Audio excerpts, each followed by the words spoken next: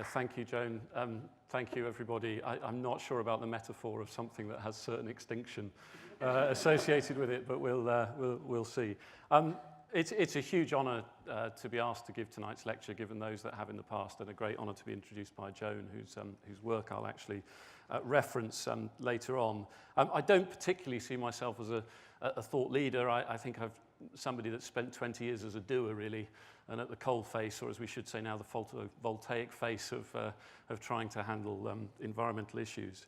The central premise of what I want to talk about this evening really is that our current banking system undermines all the efforts people in this room make to progress on environmental change. And you may recall that during the last election, our Prime Minister, in addressing a question from a nurse about pay, said there is no magic money tree. Well, I would challenge that, because there is a magic money tree. It's been in our garden for decades. We've actually lost sight of it, and we need to prune it and shape it so it fruits in the right way to benefit the environment and society again. And that tree is our banking system, which could be a very different force for good, channeled in the right way. I also am conscious that because of my endangered white rhino status, I was invited here in partly to explain myself and how an environmentalist ends up running a bank, and I'll endeavour to do that in a moment. I think, though, I should also just explain a little bit about Triodos. I'm not in any way here this evening to sell or promote a bank, but to perhaps give some context on what we do and what my job is. We're described as Europe's leading sustainable bank, and the sustainable really means three things. I mean, we have a stated mission as a bank to finance and promote a human quality of life and a society that has human dignity at its core. And we do that by financing things that can only demonstrate a positive environmental, social, and cultural impact. So we're often described as a green bank, but it's much more holistic in that respect. And the second element of being that sustainable bank is our banking model. And I'm not going to bore you to tears with what that means, but it's very different to other banks. We only lend a proportion of the funds entrusted to us, so we don't borrow from other banks. We hold much higher levels of reserve. And so the whole model is different, including our ownership structure. And then the third thing really is how we try to run our business. Every sinew of how we try to run the bank really tries to reflect the highest environmental and social standards. So the bank is about 14 billion euros in terms of its balance sheet size, operating in 6 European countries. And I'm managing director of Triodos here in the UK, where our balance sheet is about 1.2 billion, approaching that. And we have about 170 staff here in the UK. So that's just context on where I come from. And really, where I reference Triodos very rarely through the presentation, it's really to give you an insight from that doer at the face as to our perspective and how we link into some of the issues that I'll talk about. So it's always difficult to talk about yourself, I think, but this is me. I'm the little one. And this is actually when I had the great pleasure to spend some time photographing whale sharks for research and identification purposes, this is really me and my element. This is my great passion, being close to nature, interacting with wildlife. That was always a thread in my early years. And I suppose the key inflection points in my career started when I was a student. I was a business student, and as part of that, I studied in Sweden for a year.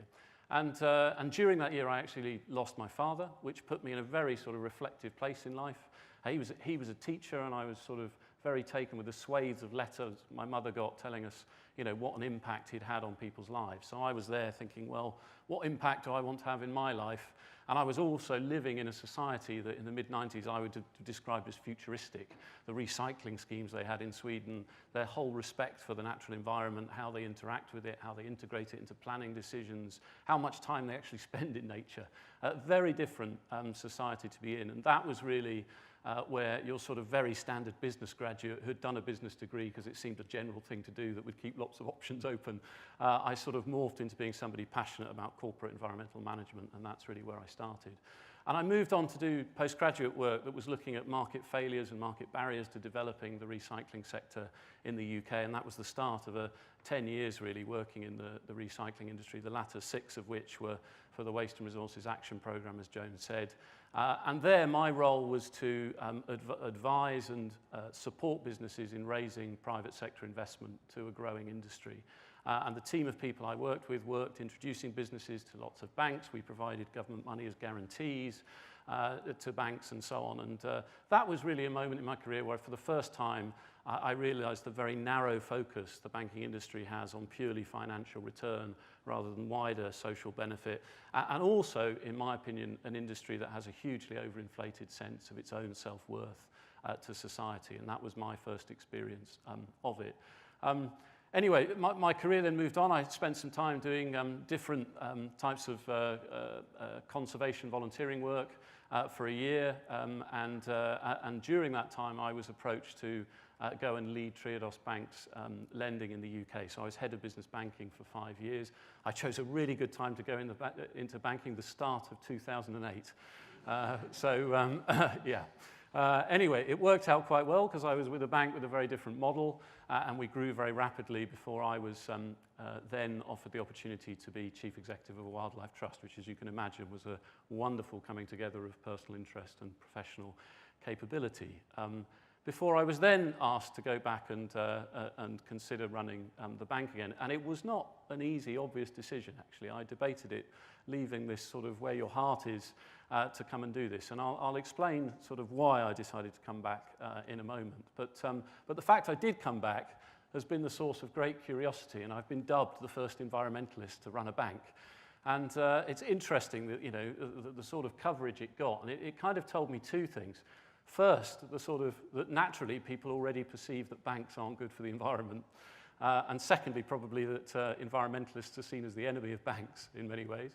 And I suppose additionally, it also tells me that I think we really need to broaden our thinking about what an environmentalist has to be to effect change. And we tend to think of environmentalists being like the people in this room or people like me that had a chartered qualification from my days in the recycling sector.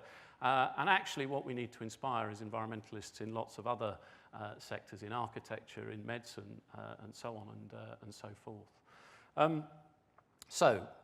Why did I come back to run a bank? I think since the financial crisis, we've seen different phases of public debate.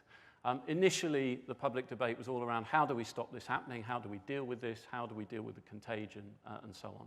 Then it shifted to how do we stop this happening again, and we've seen new regulation around banking and new sort of something called the Senior Managers Conduct Regime that holds senior people more accountable for what happens. We've seen banks required to hold higher levels of reserves to buffer them against shocks and so on, and that's all great progress. And then I think now we're at a really interesting and exciting moment where we're actually starting to have a debate about what the role of banks are in society and is this system really serving us, and particularly around what our money does. And so with the bank launching a personal current account earlier this year, it was a moment I really wanted to seize to come back and try and blow that debate wide open, really, and I hope to make some contribution to that this evening. So let's talk about banking. This beautiful creature is a female elephant seal that I had the fortune to spend some time with on a remote island in the Pacific off the coast of Baja, California. And they're wonderful creatures, very peaceful, but the issue with elephant seals is they have a design fault. The design fault is that no sooner have they given birth to their pups do they start mating again. And you think, well, what's wrong with that? That sounds quite efficient. But the issue lies in the fact the males look like this. And they are 4 or 5 times sometimes bigger than the females. And they're incredibly territorial. They fight viciously for their territory on the beach and their harems of female seals. And as a consequence of that, if you're a young pup, caught up in the wake of mating and fighting, life can be quite high risk. So I don't know if you can see in this photograph, but there's a small pup there next to its mother, and Dad's just about to show a lot of interest. So it's quite a hazardous place to be. And as a result, there's very high infant mortality. I was astonished walking these beaches, just how many pup carcasses you see. And so I should have warned you there was sex and violence in the presentation. I'm sorry about that. But you'll see this one's okay, just for those the faint-hearted amongst you. This one got away. I was there to witness it safely moving on. But you'll see the hazard. And so my metaphor for the way the banking industry has behaved really since the Big Bang of 1986 is as a bull elephant seal, with no real awareness of the wider society that it's operating in and the consequence it has, and so on. And I think we've seen swathes of scandals that I don't intend to touch on, that really underline that. And I can tell you that they haven't stopped. There's an all-party parliamentary group on fair business banking that we're associate members of and so on, and they're working on a number of issues and cases that will continue to come to light in the current years. But I'm not putting this slide up to bank bash. There's a lot of good people in banking that want to see change themselves. And actually, our media is far too focused on the bank bashing and this sort of low-hanging fruit of stories that it generates. And the discussion we have to be having is actually about what this banking system is, the role it should play, and what our money is used for.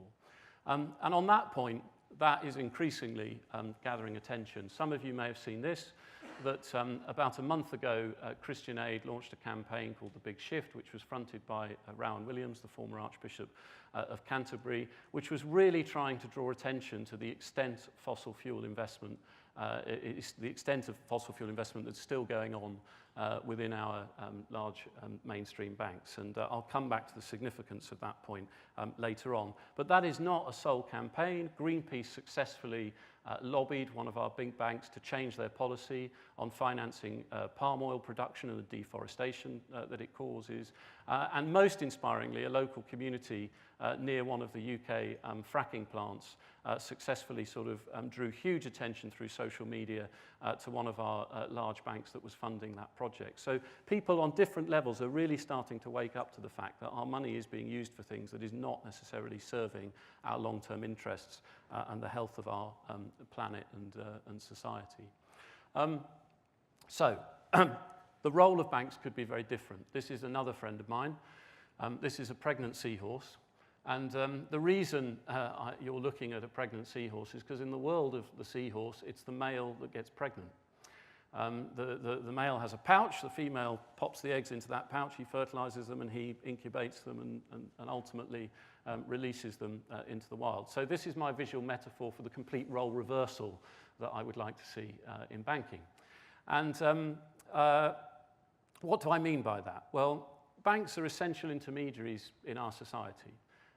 And in fulfilling an intermediary role, they generate a value. That value lies between what they charge people borrowing money and what they pay to people who put money into the bank. And then there's additional value from various fees and services that they provide in between and so on. So the question really is then, I think there is a responsibility to distribute that value fairly between shareholders, customers, and employees who ultimately generate that value. And I think if I leave you to reflect for a few moments, you might actually agree with me that I think what we've seen historically is that value principally being distributed to shareholders and senior employees who are incentivized to serve the interests of those shareholders. And so that's something we have to change in our mindset. I think then we have to think about what the role of banks actually is. And I mean, we certainly see ourselves as a change agent. So, and other banks could do that as well. We have huge power as banks to influence outcomes and make things happen. And some examples of that, we use pricing to incentivize behavioral change at times. So people accredited under the Sustainable Restaurant Association or the Green Tourism certification and so on, if they move up in the standards of sustainability of their business, we reduce their interest rate. We do the same in countries where we provide personal mortgages. If you improve the energy rating of your house, your interest rate will drop. You can also target risk appetite. So we as a bank try to put envelopes around certain pots of money where we're going to accept a higher degree of risk because we really want to see progress in that sector and we really see that as particularly high impact.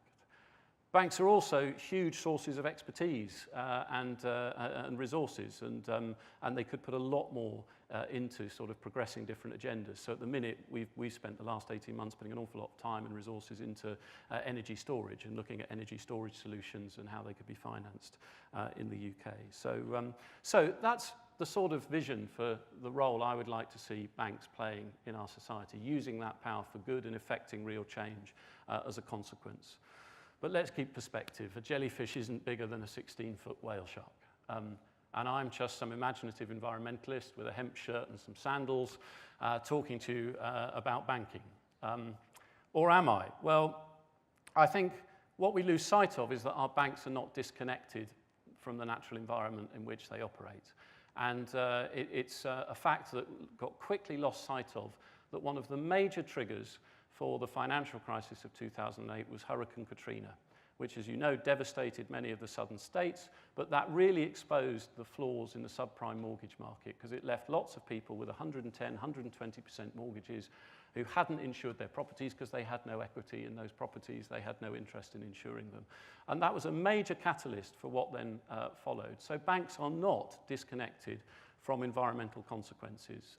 And that's the fundamental flaw in how we think about banking. It's an industry over there, it's sat doing its own thing, it's not integrated into what the money's being used for and what it's fulfilling.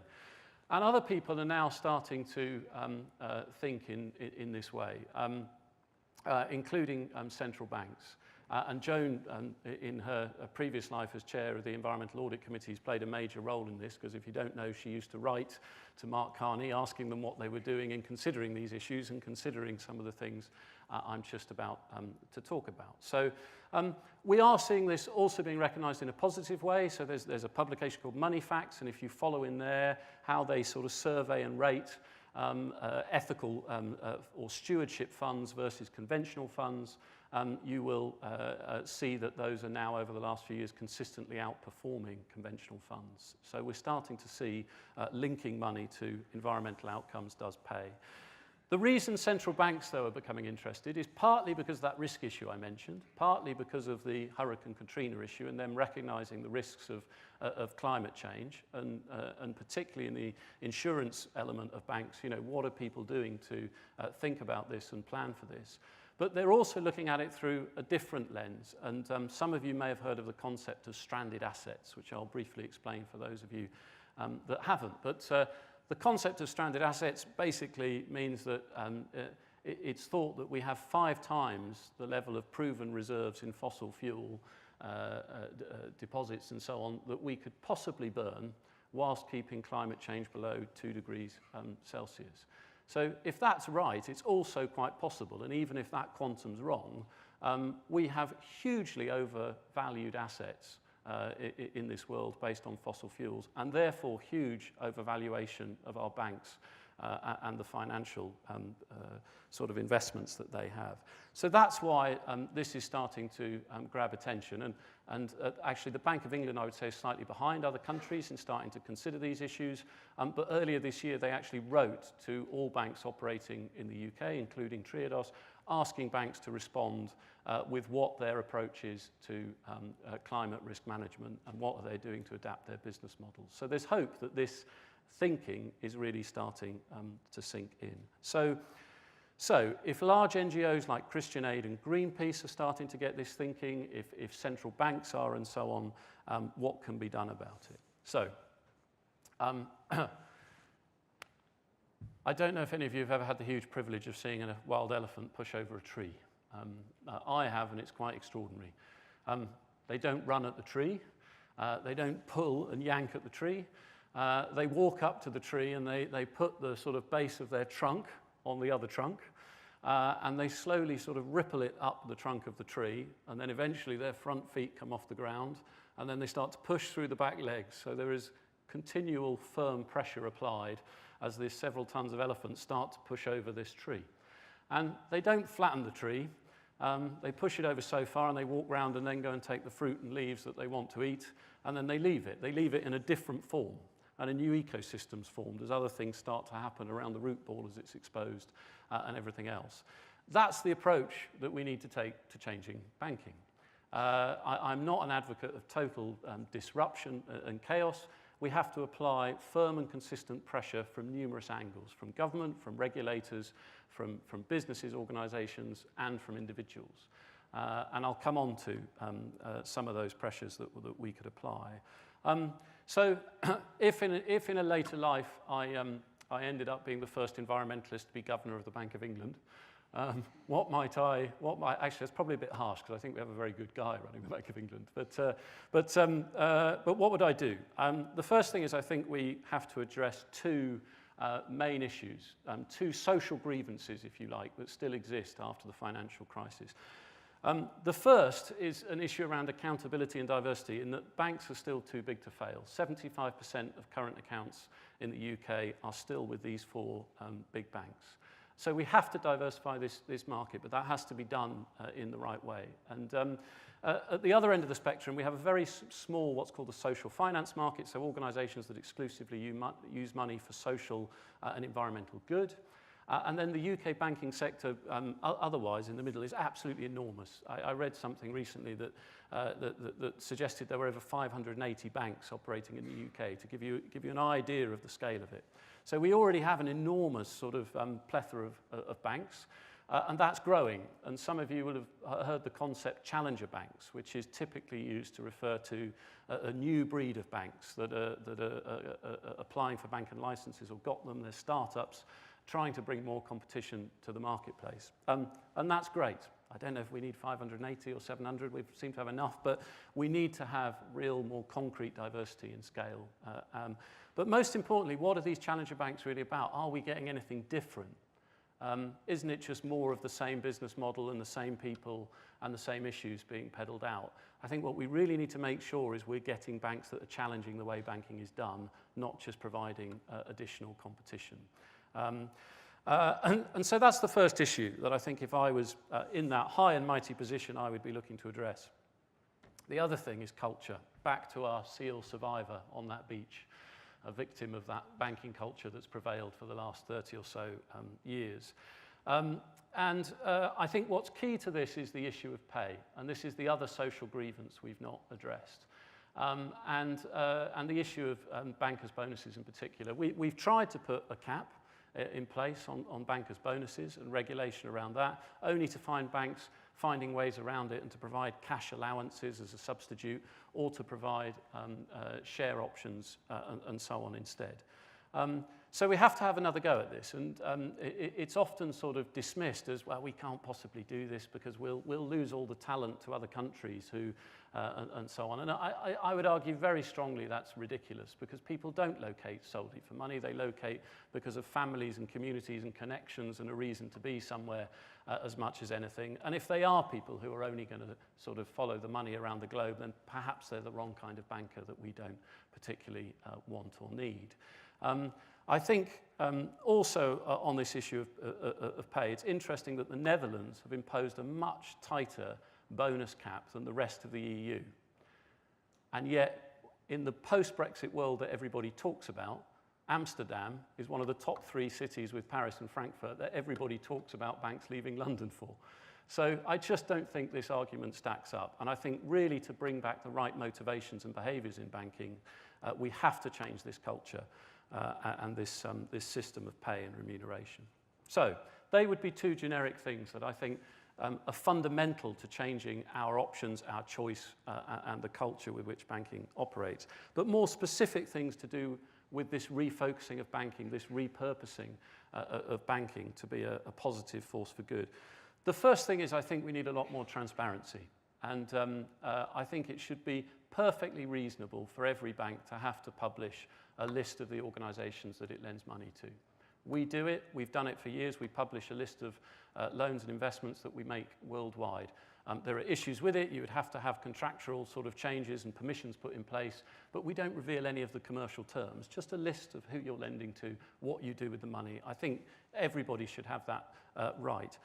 Beyond that, on reporting, we should be requiring banks to align their reporting to report against their impacts, against the Sustainable Development Goals that Joan referred to earlier. Again, In May this year, we did this for the first time, so our annual report is now aligned and details under each of the Sustainable Development Goals what impact we feel we're having. We don't claim to have a business that's affecting each one of them, so it's forced us to think, actually, yeah, what are we doing in respect of each Sustainable Development Goal? What do we aspire to over the coming years? And I'm not suggesting that what I want to do is try and put, I'm trying to transform every bank to have a halo around its head within the next few years.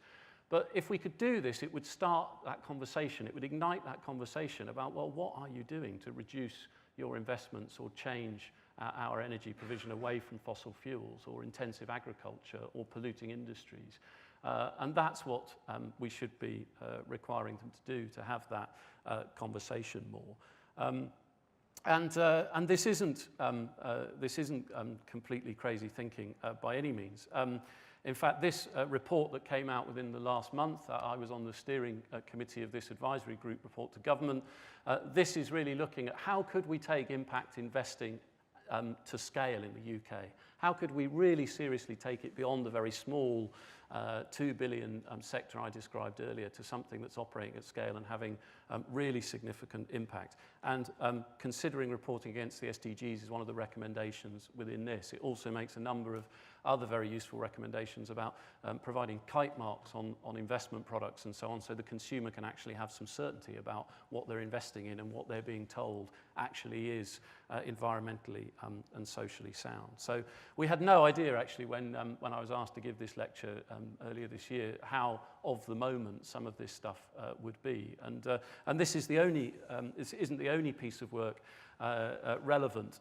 Earlier this year, we also had what is an industry-led voluntary initiative called Banking Futures produce its second report, and it looks at a number of things, but one of the things is the issue of long-term investing. How do we actually get away from investing purely for short-term financial gain and consider longer-term value? And for me, ownership is also a key part of that. I think we need to also have more diversity in the ownership models of banks, which aren't purely profit shareholder driven. And then perhaps most interestingly, from our point of view, we aren't a lone voice in some of the things I'm saying anymore, and people in all walks of life are waking up to some of these issues and what we could do to actually try and recalibrate banking and repurpose it. And a few years ago, Triodos founded something called the Global Alliance for Banking on Values, which is now over 40 banks worldwide that share a similar mission and ethos to Triodos. And collectively, those banks have over 127 billion of assets under management across the world. And they've collectively formed a voice and produced this white paper that was launched in Brussels a few weeks ago called New Pathways.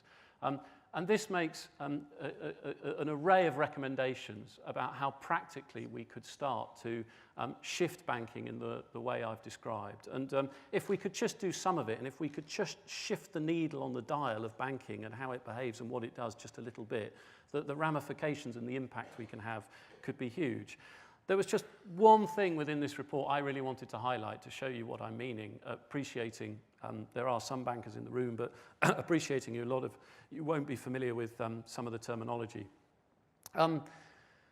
Banks are really designed using things called risk weightings, risk capital weightings. So banks have to hold a certain level of reserves to buffer them against shocks. And the size of that reserve is partly determined by the assets that you're investing in, the loans you're making, and so on. So if I take the example of social housing, we're a very large lender to social housing in the UK. It's seen to be a very low-risk sector. We're always going to need social housing, affordable housing, and in the event of calamity that a housing association failed, you could always sell that housing stock and so on. So you can hold much lower levels of capital against social housing loans than you can many other sectors. What that means is it's more profitable for the bank. If you have to hold less equity against those particular loans and so on, then they are more profitable, which means also the interest rate charged to those projects is lower. So social housing benefits from very, very low interest rates and is hugely competitive because of the low capital requirements that it has. So if you just pause and think about that for a moment, if you were to reverse that, and the issue we have at the minute is our risk capital weightings take no regard at all for environmental and social consequences and risks. They only look purely at financial and market risk. So if you were to take that example and reverse it and say, okay, in the case of fossil fuel industries and so on, if we were to put a higher risk capital weighting onto those investments, those loans, then the reverse would be true. They would be less profitable for the bank and they would be more expensive for the recipient. And then you would really start to see change, because if the cost of capital going into particular industries starts to change, then actually their competitiveness starts to change and we get real disruption. And so this is what I think is a really exciting regulatory topic to debate, and one I look forward to taking forward as the first environmentalist to be Governor of the Bank of England. But I hope that explains some real simple, practical things that we already have the systems in place that determine what banks do. We just need to grapple with that and broaden the way we think about the controls that sit around banks. Perhaps, though, the thing that excites me most about some of the things I've talked about being a real possibility is what I see by way of an awakening in consumer consciousness about what people's money does. And every year we sponsor market research around Good Money Week that takes place in October. And this is some of the statistics, but we see trends in this awareness increasing and an increasing appetite for people to want to know what their money does. And that's hugely encouraging and inspiring to see, because I think that is one of the biggest pressures, one of the biggest elephants that we can bring to bear on the banking industry. So money could be a hugely powerful form of democracy if we were all to try and align our money with our values. And not everyone will share the values of people in this room. Not everybody puts the environment at the top of their list of concerns, which is why you need diversity in banking and why you need debate. But I think we need that choice. So this is another friend of mine. This is the last friend you'll meet this evening. This is an octopus. If those of you that have been diving or snorkeling and so on around the world, this is probably the most common view you get of an octopus, not always wonderfully of its face, because they're always tucked up in little nooks and crannies and under rocks, and you're lucky if you see half a tentacle. So the octopus is my metaphor for your typical UK banking consumer. It's just tucked up in its little hideaway. I'm all right, Jack, thank you very much.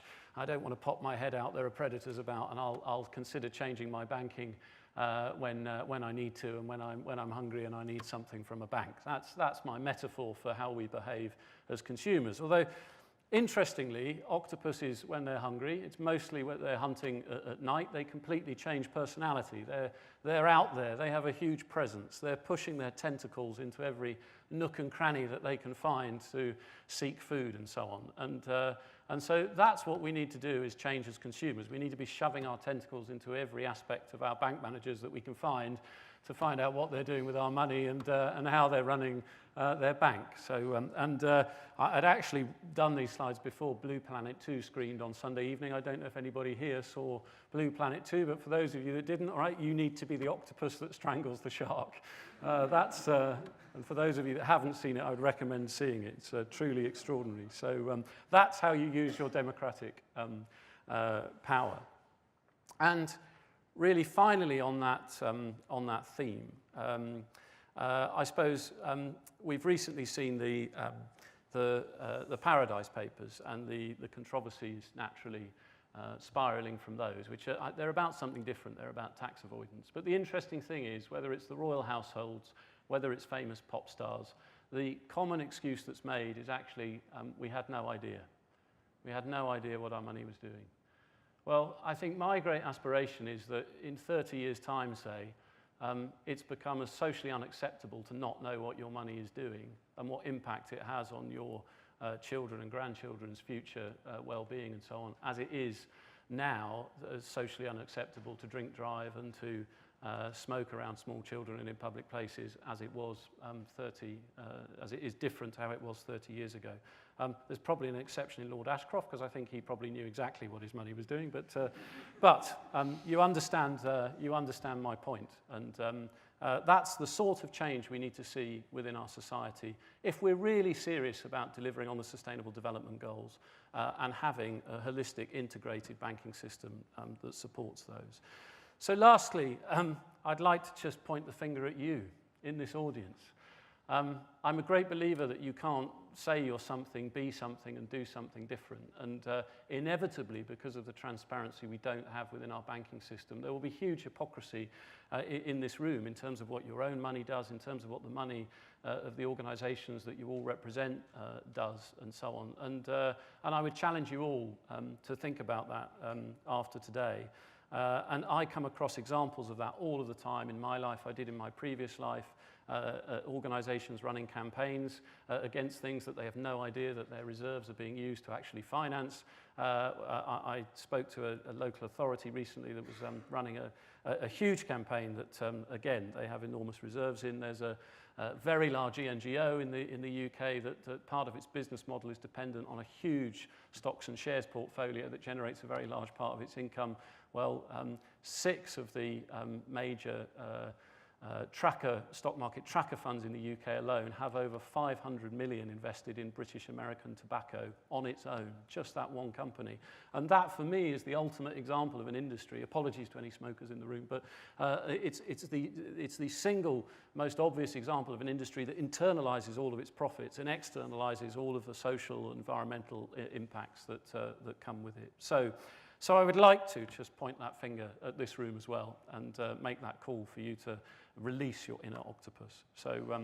So I hope the message is clear that we need to move from the elephant, bull, seal to the seahorse. We need elephant pressure to help us, and we all have to release that inner octopus. Thank you very much.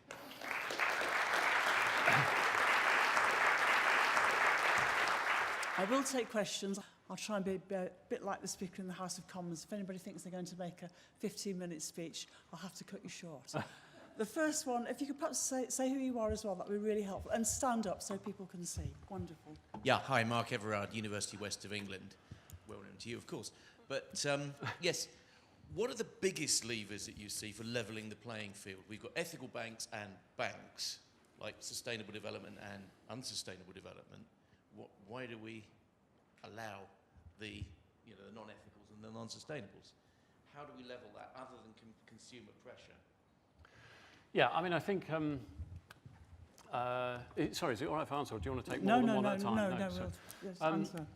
Yeah, I mean, I think, as I said in the analogy with the elephant, really, is I'm not a fan of total disruption. I think, the system of banking can be changed and tweaked to be something much more effective. Throwing the entire system out and so on is a ridiculous concept, and so on. And I think I referred to some of those levers because I think if there's a long list of things in that new Pathways report, and actually it recommends some things that helps banks change.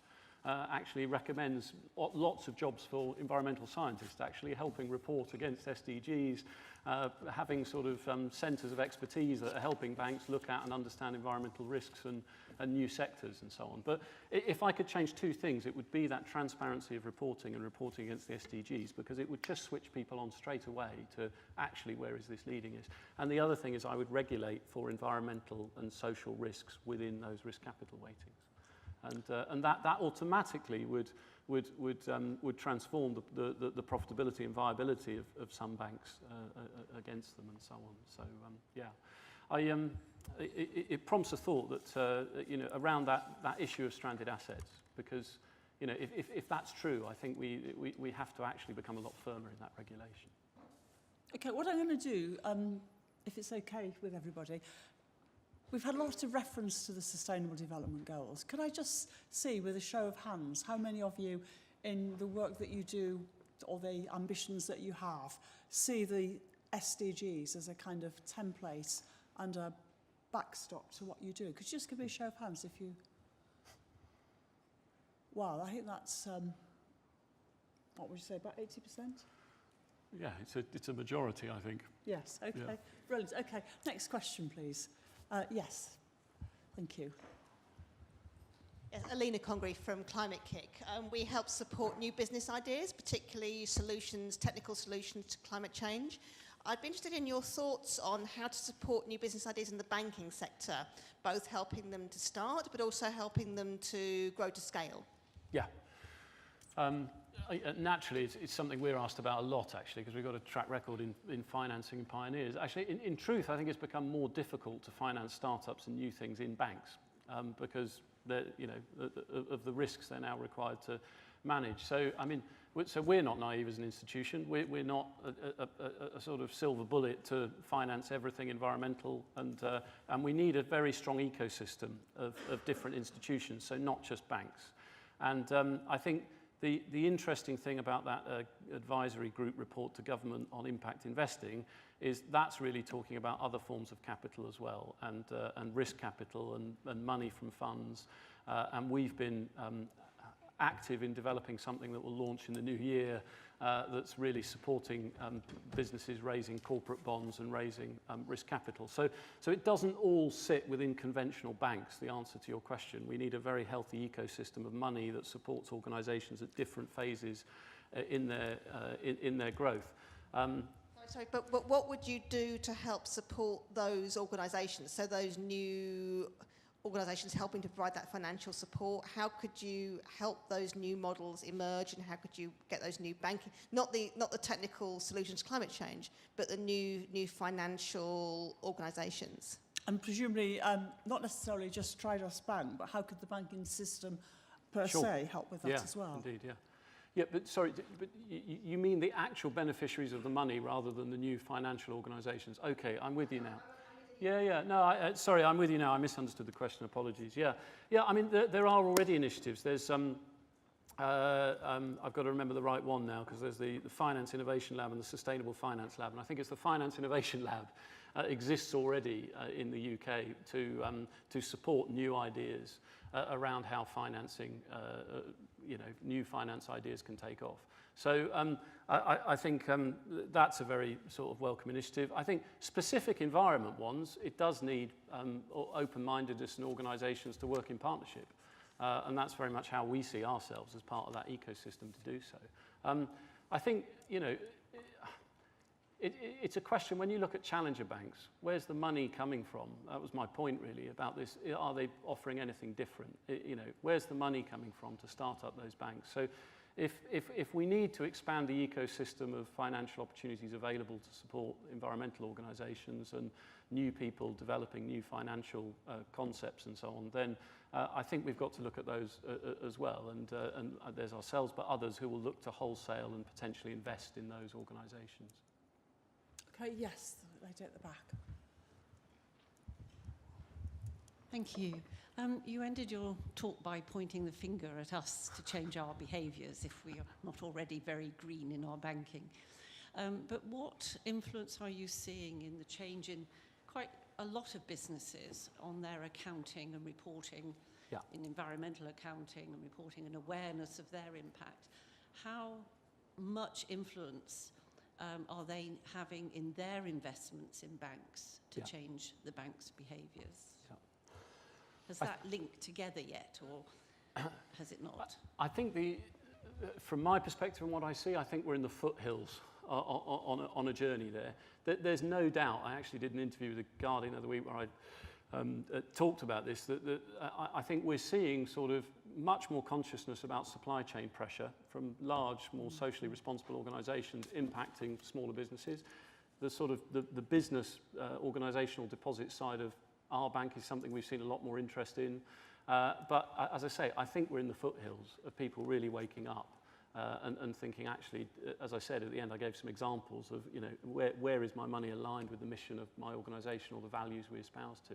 But, things like B Corp and so on, all of that is positive, and that's creating more conversation about this for sure. Okay, we've got two speakers just down here, please, if we can. To Martin. Hi, I'm Martin Baxter, Chief Policy Advisor at IMA. The Clean Growth Strategy identified that government wants to support the development of green finance standards. And so what I want to know from you maybe is what would you want those standards to deliver, and what contribution would banks like yours really sort of want to play in terms of raising the standards in terms of green finance? Can I just ask if everybody here is familiar with the Clean Growth Strategy? It might just be helpful, Martin, if you perhaps just in a couple of sentences summarised it for us. Yeah, so the Green Growth Strategies, and the Clean Growth Strategy sets the UK's ambitions for achieving the 5th carbon budget. So this is how do we get on our trajectory to an 80% reduction in GHGs by 2050. And this is the statutory sort of plan that the government puts in place on how we're going to achieve that. And one of the elements is how do we get finance to invest in clean and green growth, and underpinning that are the standards that we set. So government has said that they want to work with national standards bodies to deliver that, and what do those standards need to have in terms of their content and the key principles which will actually drive the right types of investment? Yeah. Okay. I just wanted everybody to have that background context. Thank you. Yeah, sure. I entirely support it. You said, what purpose does it serve? The first purpose is to provide consumer confidence and real certainty of what you're buying, does what it says on the tin and has a real positive impact and so on. I think what I might do to explain what I'd like them to see is give an example of something where I think we've been a bit hoodwinked this year, because a major bank in this country issued a green bond. And they did so. I believe they did so with the motivations that they thought they recognised this growing consumer interest, and that people might accept a lower interest rate or return on the bond that they buy versus conventional bonds, which we would refute, because I think increasingly you don't have to compromise. What they did in creating that bond is that they took existing environmental assets, renewable energy assets, and they looked at the sort of top 25% of deprived communities in the UK and thought, well, doing any lending in those is good because we're supporting struggling communities and new businesses there and everything else. And they ring-fenced that into a bond that they then raised money to refinance. That wasn't necessarily for new money going into anything green. So first principle needs to be these standards have to be about you're investing in something that is progressive and is financing change. You're not repackaging stuff for money to be released to do other things. And I could list a great big long list of things, but it will give you an idea of if we're going to have that confidence, then it has to be robust, it has to be auditable, you need to have transparent reporting along the lines I've talked about with the SDGs, etc. Right, quite a lot more questions. Where are we with the microphone? There's a gentleman here at the front. Could you just give me an indication, those of you who still would like to ask questions? There's no wildlife questions, Okay, which thank is disappointing. You. There will be, I'm sure. We'll think of one for you. I'm Nick Rubis. I'm a reporter from Environmental Finance. Pretty straightforward question for me. Do you think that the TCFD recommendations should become compulsory for the banking sector, and how feasible is that? Sorry, should what? The TCFD recommendations become compulsory. But the recommendations from where? Sorry, from the task force climate-related financial disclosures. You mentioned something about the new pathways report. The new pathways report I referred to. Yeah, should it become compulsory? Oh, yes. No. No. I mean, that's why I said straightforward. Yeah. I mean, that would be a short answer. I mean, yes. I mean, I think it's been put out there to really force debate, though. And the good thing is you've got within the G20 and the EU and various other places a serious debate about those issues happening. But I can't, say clearly enough. I think we have to grapple with issues like risk weightings and absolutely put them as a compulsory part of regulation. Right. Why don't we have a question from our Chief Executive down at the front? When I read that Pathways report, which you very kindly steered me towards, I was quite intrigued to read that in the Netherlands, and they make their bankers say a kind of Hippocratic oath promised to put the customer's interest first. Now, there is an interesting dimension to this. You talk about the consumer demand, but there is also within professions a need for the profession itself to act ethically. Yeah. And I know after the financial crash, there was a lot of noise made about this and various attempts to set up a professional body for banking. So I was just intrigued to know what you thought about that, about whether the bankers themselves are acting ethically now. Yeah. Oh, well, I don't want to bank bash. I really don't want to go there because I want to just move us on from there. I think, you know, we need a lot of things to change to create this different vision for banking. We need a different type of banker. So we have professional associations, and those professional associations guaranteed will have very limited membership or programs that are looking at any environmental issues or other. I mean, banks are not stupid. They have environmental risk teams, but that's really to safeguard themselves. It's not thinking about, you know, the future society it's trying to create for its customer with its customer's money. So, I mean, we absolutely need different types of bankers, and there's roles for the Institute and lots of other bodies, I think, to engage with that and offer a hand of support. But we also need different types of regulators. So, you know, we need to find these elephants in the room, all these points of pressure, and groom them and create them. But, yeah, I mean, the approach in the Netherlands has been different. And, I mean, I think the new conduct regimes we've seen come into the UK are really... I actually went to listen to the Governor of the Bank of England and the Lord Chief Justice, I think it was in March this year, talk about ethics in banking. And really what they were talking about is not breaking the law. And that's really where the debate was. It was so far off the things I'm talking about, which is actually a moral responsibility to use your customers' money in your customers' interests. I think the culture of putting the customer first is... it's partially there because you have to around treating customers fairly and pricing and so on. But the sort of things I'm on about, there's a long way to go.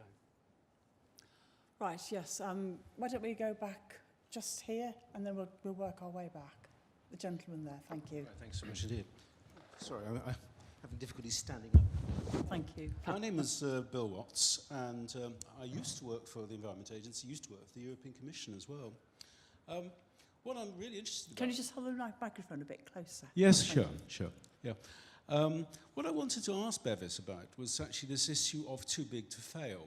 Because you've been talking about one of the issues here in terms of failure, which is actually the sort of risk weighting of assets in terms of bank balance sheets. And one of the things that struck me is that we have very large banks because, of course, we've actually had mergers.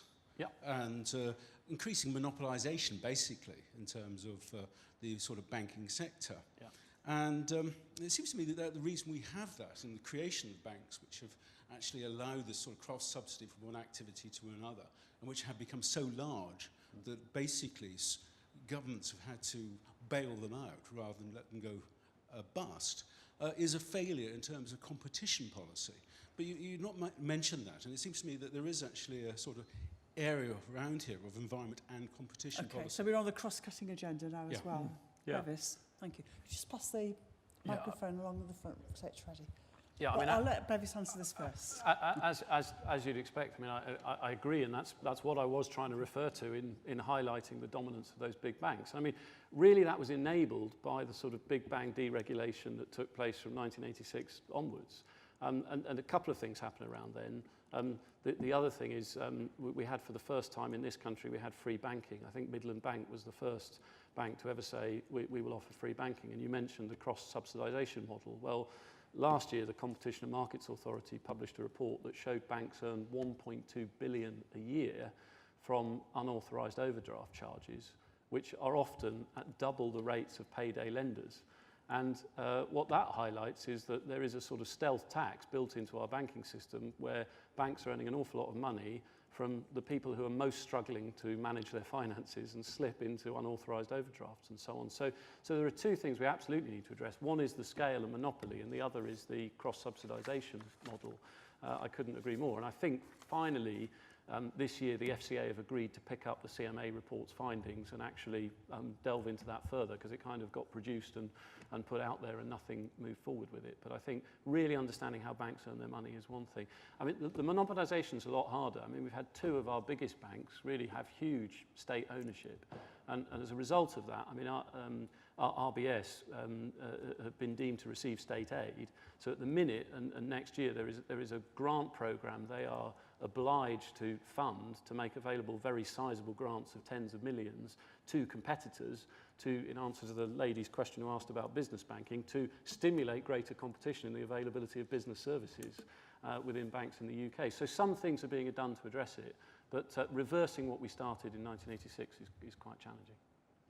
Thank you. Yes, at the front. Hi, I'm Melissa Ocampo. I work at HSBC. I'm also a graduate student at CISL. Yep. So you touched on a lot of the levers for change that exist within commercial and investment banks, as far as where they invest money and how they can kind of improve their sustainability. I was wondering, from a retail banking perspective, what do you think retail banks should be doing to help contribute to the SDGs? Thank you. Yeah, I mean, many of its parallels. I mean, we are a retail bank. So, I mean, I think, actually, I think a lot of the things I was referring to, I would put the responsibility with the retail bank rather than the investment bank. I mean, I think that it's the retail banking consumer that I would like to see the transparent reporting of, the disclosure of where money goes, et cetera, et cetera. And obviously, it's within retail banks that most of the real economy finance takes place. So in terms of financing real people, real businesses, so the sort of change agent stuff that I was talking about is thinking about particular agendas the bank wants to support within the context of the SDGs. And I'm not in any way proposing that every bank takes responsibility for all 17 and, you know, we have dramatic transformation overnight. But if every bank was just to pick 2 or 3 and say we have a particular passion and want to start to achieve change against those agendas, then that would be huge. But it's retail banks that ultimately put most of the money into the real economy and hold the relationships with the consumer. So, yeah. Thank you, Rose. Yeah. Can I just see what other questions we got? Is a question there at the back? Thank you. And then the lady there. Hi, I'm Rachel Godfrey. I work at Norton Rose, Fulbright. I used to work at the IES. My question is coming back to the personal level and what we should all be going away and doing. Obviously, the thing that we might think to change first is just where our money is in our bank account, but then many people will have mortgages, pensions, you name it.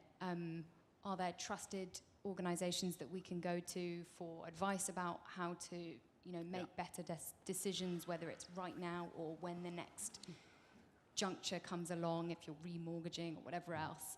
Is there any, you know, concrete recommendations you can make for us all to go away and do?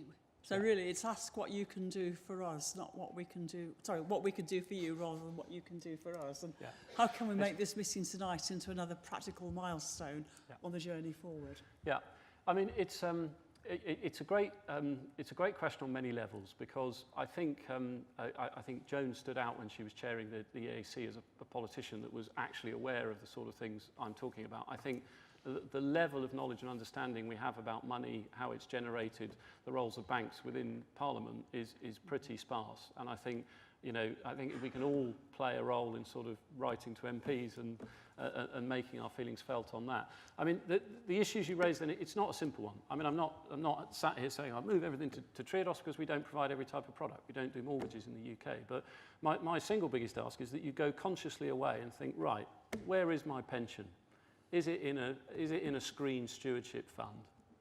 You know, okay, my mortgage. There are very few sort of ethical, sustainable sort of mortgage providers. But you know, when you have a mortgage, you're paying interest to somebody who is getting the benefit of your hard-earned income by way of income for them. And ask yourself those questions, really, and ask yourself what services you really need for a bank and research that and dig into it. Because if it doesn't matter whether you move to a purely ethical, sustainable option and so on. If you ask that question of your bank, and you're asking that question in a formal way and asking them publicly on social media, then all of this is going to start to embed in the psyche. And I say there's a lot of good people within banking who take an interest in these issues and so on. So. And whose expertise we need to use. I must say that when I was an MP, some of us did try to actually get the MP's pension fund to go along the lines that Bevis is talking about, and that's still work in progress. So. Yeah. Can I just say one thing in response, because you talked about the intermediaries and the advisors, and that the advisory group report to government on impact investing, one of the biggest issues we have is advisors really don't get this. And there's data out there that shows that very few people are offered a sustainable, ethical alternative in their investment options. And that's something we really have to address. There's a huge education sort of piece to be done there, and potentially creating different kinds of intermediaries as well.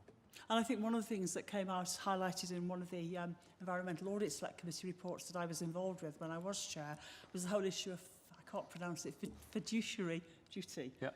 And very much, you know, things which actually could be changed if only that could go hand in hand with education of those people who are in those posts who could change things. Yeah, actually, it's prompted thought, because one of the recommendations of that report is to legislate that every advisor has to offer their customer at least one sustainable alternative. So they can choose to reject them, but if that happened, I mean, again, it would just raise awareness hugely. Right, I've got one question up there, and I've got two more hands, so we'll take the last three. I think that will be the last three, if that's all right, please. Yeah. Thank you, Carolyn. Carolyn Roberts. I'm a Professor of Environment at Gresham College in London. Actually, this is a development really of previous question. SDG Goal 9, and I have to check the exact title of it, is Industry, Innovation and Infrastructure. Yeah. And I'm quite interested in how you see the bank's roles, both your own and the banking sector in general, in promoting innovation, particularly the technological innovation that we certainly are going to need to solve some environmental problems. It's not just about behavioural change. There are going to need to be genuine introductions of new science and new technology. So what can we do, what can you do to promote that? And do you actively seek it out? Or is it a question of the banking sector sort of passively waiting to get requests for finance? Okay. I'm going to take the last two and then invite Bevis to answer the three questions. Oh my God, I better get a piece of pen and paper then. This is I'll remind you, innovation. Working me hard, Joe. Yes, please. Yeah. Well, that's why you're here. Thanks. Yeah, Jackie Vale from DEFRA, currently on loan from the Environment Agency, working in the waste team. Can you hear me? Yeah, and also fellow Swansea graduate. I'll just point that one out, much to his disgust. We are currently in the embryonic stages of producing a resources strategy for England / UK to become more resource efficiently and less wasteful. And we've been doing a lot of stakeholder engagement, but we haven't been doing it with banks. And I was just wondering whether where you saw bank involvement and where you would perhaps invest your money. And that chimes very much with the Ellen McCarthy report that's just come out. One last question at the back, please. This gives Bevis time to think about the questions. I seem to remember that the first Burntwood lecture I came to was actually by Jonathan Porritt on prosperity without growth. Yeah. So I was just curious to know your thoughts on that and whether there is a banking model that could actually support that. Yeah. Wow. Yeah, great question. Yes, great questions, and a very short time, I'm afraid. Okay, well, I'll try and be quick. I think to start with the first one, I mean, we've had a first go at doing it, so I'd be really interested to go to our website, look at our annual report. It's on the triodos.com international website as opposed to the UK one, but look at how we've articulated what we're trying to do under that SDG around innovation, because it's our first go at doing it and we're not pretending we're doing everything. But I think the sort of things banks can practically do, to expand on something I said earlier, as I say, we try to do this. A lot of banks look at a particular market, and they will look at legislation that drives a particular market, and they will invest in people to go out and sell and develop an understanding, et cetera, et cetera. So I don't think it's an enormous mind shift to think, actually, rather than looking at it from that perspective, let's look at it from an impact perspective. So as I say, over the last 18 months, we've spent a lot of time and have financed the development of white papers around energy storage. It's going to be a long time in the making before we see any financial return by making any investments in that. We're also working hard on the natural capital agenda and looking at investment vehicles into natural capital projects and so on. So I think on that whole innovation and technology space, that's where the bank's role is, and then is to back that up and say, well, if we see this is a hugely impactful thing. Energy storage is key to moving us to a renewable energy future and so on. So you know, they should be reporting against what are they doing to move that agenda forward.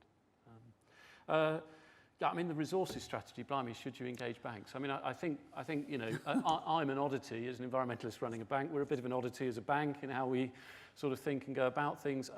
I think I would say it's always good, and I did this in my RAP days really, is to sense check sort of policy and interventions for what comes out of the back end of them in terms of how they're financeable. And that's something we're certainly trying to work with around the sort of 25-year plan and the natural capital sort of agenda as well. So yeah, and the prosperity without growth question, great question. I think what I hope is underlying, even within government, this sort of looking at impact investing and so on, is people are starting to see that growth for growth's sake it isn't an end in itself. And I think what I've done is touch on a different form and different role of banking that can move us towards that. But key to really having something that doesn't focus on pure profit and growth are those ownership models and that value distribution within banking between shareholders, customers, employees. And so breaking that paradigm around, you know, purely profit-focused banking is key to having a very different, wider economic paradigm. Right, at that stage, I'm going to bring the 17th, is it, Burntwood Lecture to a close. I think you've been a great audience. Thank you very much indeed for coming. We hope that you will stay and network amongst each other, and there will be food to carry on the food for thought that we've had during the session this evening.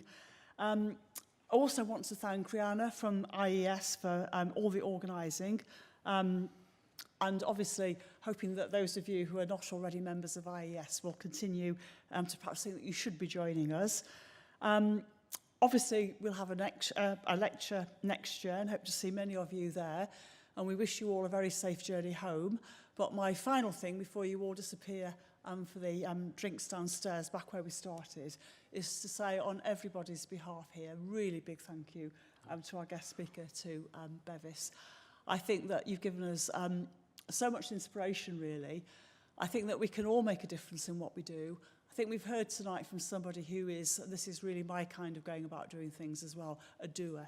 Not somebody who stands there and has lots of rhetoric. Somebody who actually does, knows, understands, listens, and then applies what they do to the job in hand.